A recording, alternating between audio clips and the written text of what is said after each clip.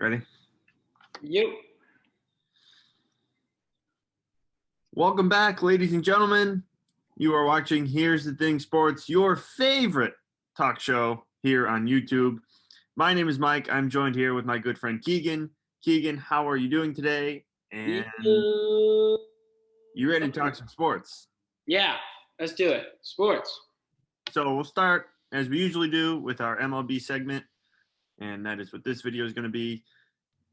Just quick reminder, drop a like on this video and subscribe, and let's get into it. The trade deadline, it's approaching. Yep. So what do you got for me? All right, so it's a really busy trade deadline in baseball right now because you have big names being talked about in a way that they haven't been necessarily in recent history. So Max Scherzer, the star ace for the Washington Nationals, a staple of their franchise for the past 5 years, has been talked about in the Dodgers circles and in the Padres circles. However, it's important to note that Max Scherzer follows the 10-5 rule, which means he's been in the league for 10 years and he's been with the same team for 5, which means he can veto any trade he wants. So he would prefer to go to a West Coast team, said him today. If it's not to a West Coast team, he could veto that trade and the deal is off. I'm going to stick with the National League here. The Pirates, one of those teams kind of like the Cubs, like you're going to talk about here in a couple minutes, they're kind of giving up here. So Adam Frazier, who led the league in hits and he's starting second baseman in the All-Star game, he went to the Padres. So Padres acquire Adam Frazier, and you can agree with me with this, saying the Padres are all in this year. They want to win. They're getting these big names, guy who's leading the league in hits, and the Padres now have the starting middle infield. They have Fernando Tatis, and they have now Adam Frazier. Both of them started in the All-Star game. So, Padres, watch out. Yeah, so in the past 5 years, we've seen a record number of teams either break long championship droughts or win their first championship ever. And it is no secret that the Padres want to be the next on that list. And the Pirates, on the other side of that coin, we're looking at teams that are out of the playoffs. No teams are really looking for a push. They are selling. They are sellers. They're giving away players. For example, Tyler Anderson just came through. Tyler Anderson from the Pirates going to the Phillies for younger players, prospects. The Pirates want all the prospects they want right now. They want to build up that farm system and continue this rebuild that has been going for far too long. Ben Cherington and the Pirates needs to figure something out because those people are tired of it. And the Royals also mentioned in those non-playoff contending teams who actually have won 6 straight are also going by way of prospects. Have even talked about maybe reacquiring Eric Hosmer, their World Series winning first baseman from years ago from the Padres, as the Padres maybe make room for a new first baseman. So, Keegan, what's going on with the Cubs? Cubs, another one of those teams that are kind of imploding, as you mentioned. Yeah, so the NL Central right now is kind of a runaway, right? Because the Milwaukee Brewers are the only team in that division with a plus run differential. They have a plus 65 run differential. They have good pitching. Willy Adames has provided a spark plug to that team. And the Chicago Cubs are in 4th, looking up. They're 4th in front of the Pittsburgh Pirates, so they're basically in last because the Pirates right now just do not count as a baseball team. The Chicago Cubs, 5 years ago, won the World Series. They broke a drought of over 100 years.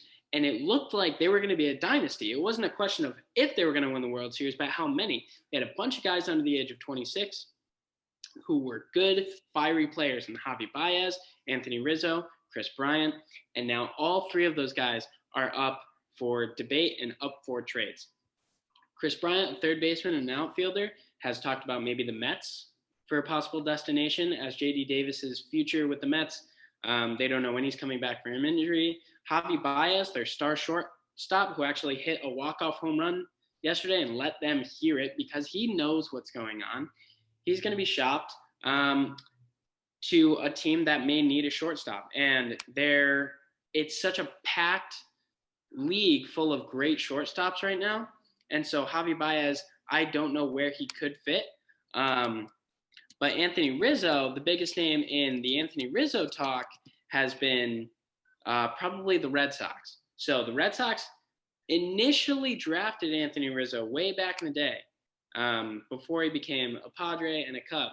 And so they could reunite with him. The Red Sox are the worst offensive first base team in the league, and Bobby Dahlbeck has not been able to put it together this year for the Red Sox. And so it's a question of, do they want to stick with their young guy and develop him, or do they want to go all in, bring Rizzo back for something special? Not only Bobby Dahlbeck, but I mean Franchi Cordero. Apparently, he's supposed to be good again, and now they throw him at first base. I want to go back to Javi Baez. I just looked a couple days ago. He strikes out a lot. If he's not hitting a home run, he's striking out. I mean, he's leading the league by at least 5 or 6 strikeouts right now. Yes. So, and like you said, with the good shortstop, you want someone who doesn't strike out a lot, because striking out's not a good thing. Javi Baez has become a very sexy player, which means he is in for the big plays. He wants a home run, he wants a walk-off, he wants a crazy scooping defensive play, and his mechanics have kind of gone out the window because of that.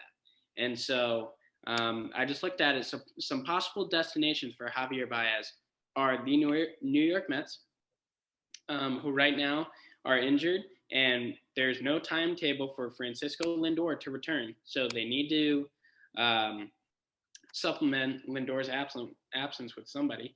The Cincinnati Reds, who are second in the NL Central, however, they are in division for the Cubs. So I don't know if that would quite fit. Plus, they're really excited about Jonathan India, who's their rookie shortstop right now. The other one that could work is the Oakland A's. So the Oakland A's have Elvis Andrus as their everyday shortstop, and he's batting .260 with a .279 OBP and a .370 slugging, which is an average player. However, what the A's want to do right now, they want to get to the playoffs. They want to win a game, and I don't think they truly believe in Elvis Andrus to finish the job.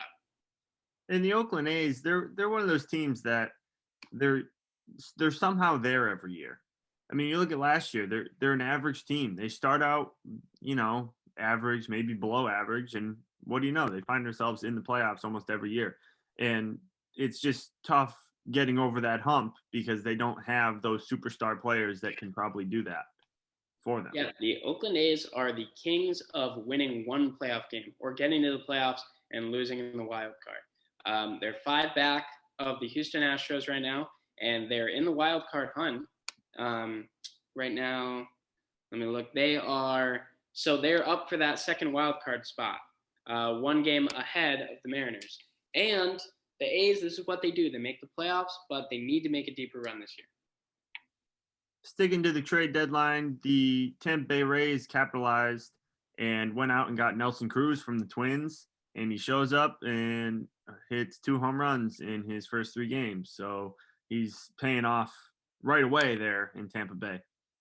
Nelson Cruz has been doing this forever. He's over 40 years old. No matter what uniform you put on him, he's going to mash baseballs. So let's shift gears to our beloved Red Sox. And the past 2 games have been fantastic. Keegan, you were at one of them yesterday. You were at last night's game. And Sunday afternoon baseball, the series against the Yankees, Domingo Germán of the Yankees, kind of feel bad for him, to be honest. I don't. I mean, 7 no-hit innings and gives up a leadoff double to Alex Verdugo in the 8th. And Aaron Boone gives him the hook. And what do you know? The Sox string 5 consecutive hits, which resulted in 5 runs. They take the lead 5-4. They were getting blanked the entire game. And just like that, it was, I think Dave O'Brien said it was like 30 seconds ago they were losing and they get no hit. And now here they are leading 5-4. Matt Barnes comes in and closes it. What a comeback to win the series and win the season series against the New York Yankees. I mean, how do you not love baseball? Truly, how do you not love baseball when it is 4-0 in the 8th inning, and it's the Yankees and the Red Sox, I don't feel bad for Domingo Herman. He shouldn't be playing baseball because he slapped his girlfriend in public, and he should not be playing baseball. But they're going to let him on the mound anyway. And this is what you get when you slap women in public. You get your no-hitter destroyed. And who but Alex Verdugo, the hero of the weekend, to come through with a game-breaking double, followed up by a Franchi Cordero single, a Kike Hernandez wall ball. This team is never out of it. And you have to give credit to their mentality, their mental skills coach, Alex Cora, their manager, their hitting coach, Tim Hires. There's so many people that make this team great and make them never say die. Yeah, it's great stuff coming out of Boston right now. And watching that game, it was to have technically you had 2 base runners, but Herman struck out 4 guys in the 7th inning.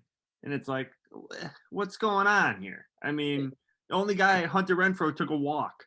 That was it. That was the only base runner throughout the day. And all of a sudden, you hang 5 of them on in the 8th inning, and you take the lead. It's incredible. They did not look good.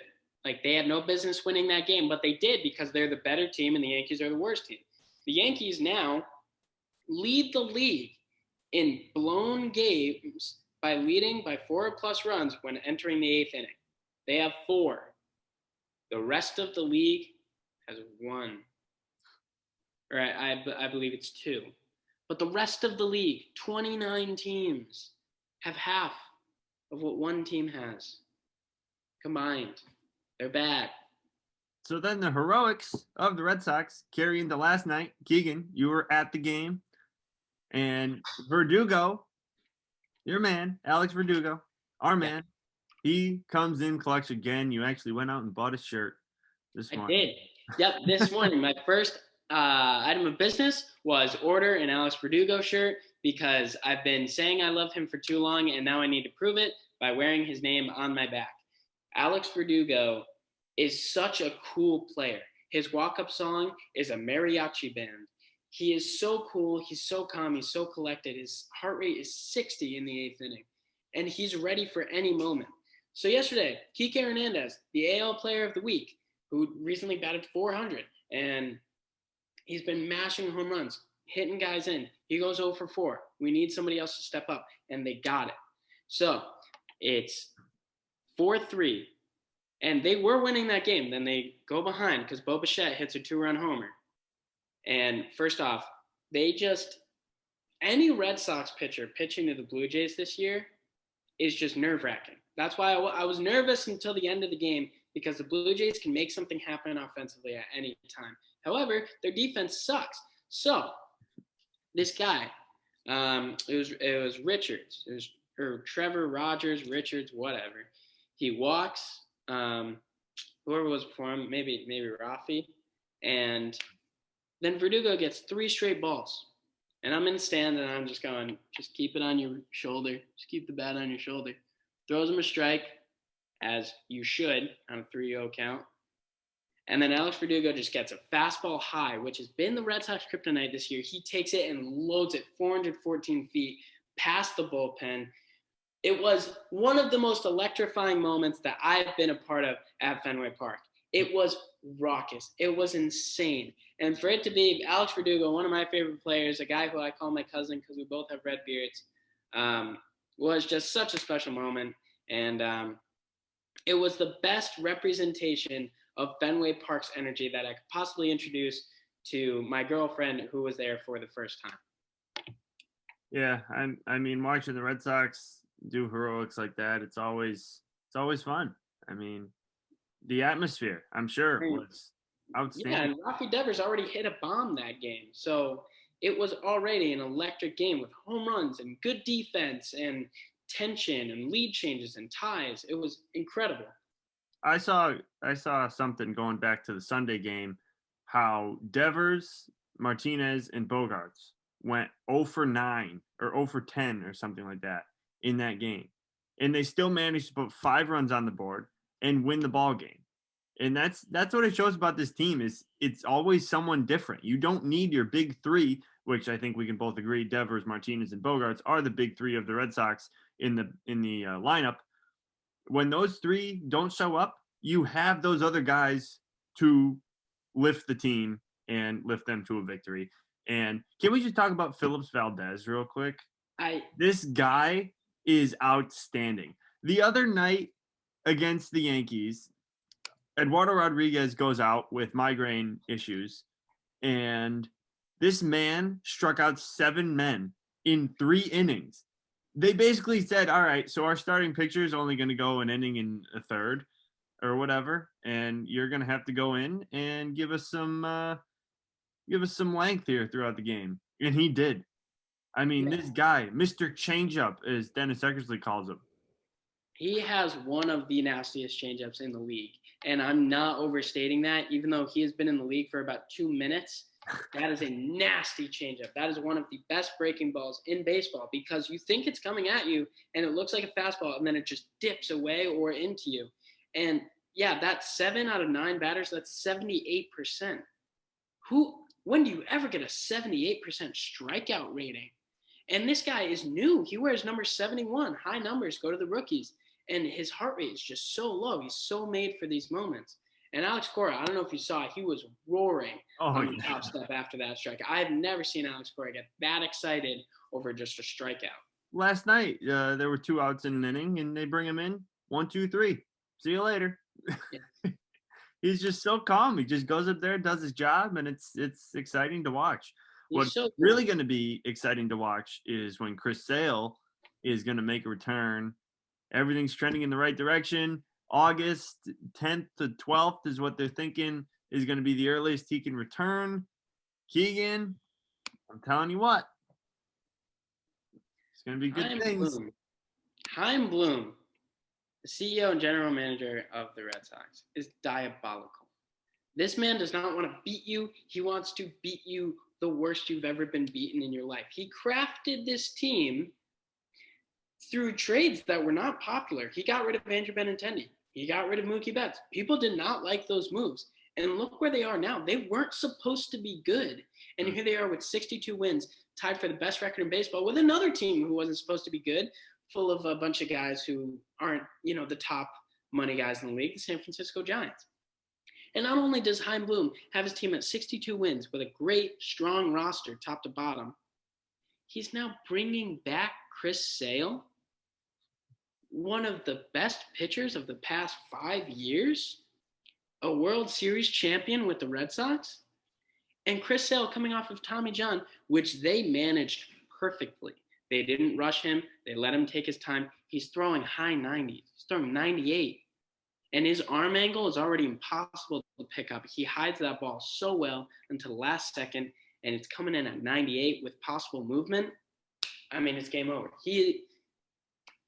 His stats right now in the minor leagues are insane. He has a sub-3 ERA, and he is striking out everyone. I just can't wait for him to be back so I can watch a game, and the game will be over in about 2 hours. He works quick. How quick he works and how easy it is. He never shakes his catcher off. The trust in the catcher that he has is something that everyone else needs to get hip to because him and Vasquez, they're unstoppable. Yeah.